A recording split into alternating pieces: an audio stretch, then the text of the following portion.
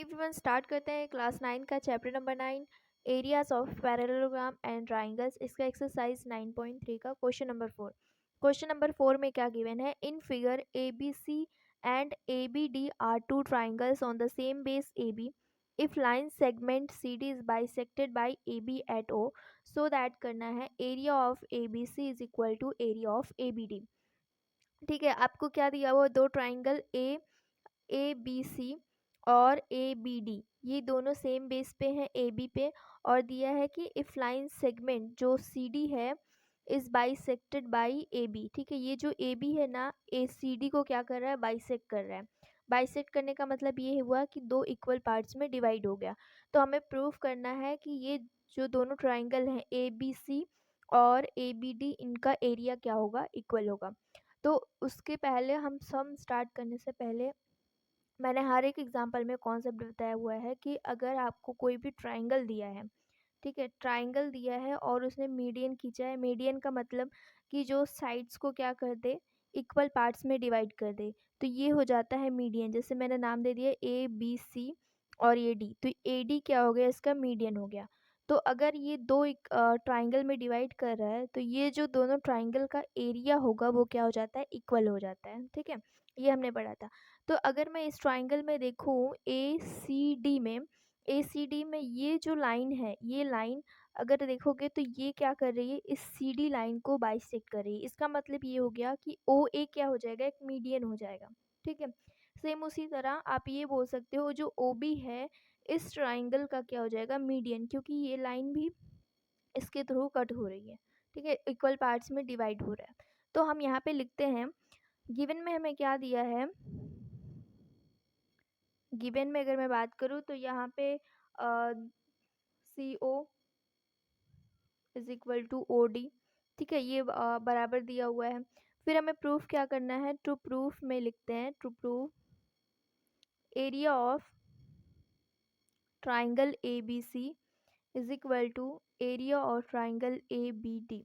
ठीक है, ये दोनों ट्राइंगल का जो एरिया है वो इक्वल है, वही हमें दिखाना है। ठीक है, नेक्स्ट अगर हम प्रूफ स्टार्ट करते हैं तो सबसे पहले मैं क्या करूँगी, जो मैंने अभी जस्ट बताया कि ये ट्राइंगल कंसीडर करो ए सी डी। ए सी डी में ओ ए क्या है, मीडियन है। In triangle A C D O A is median.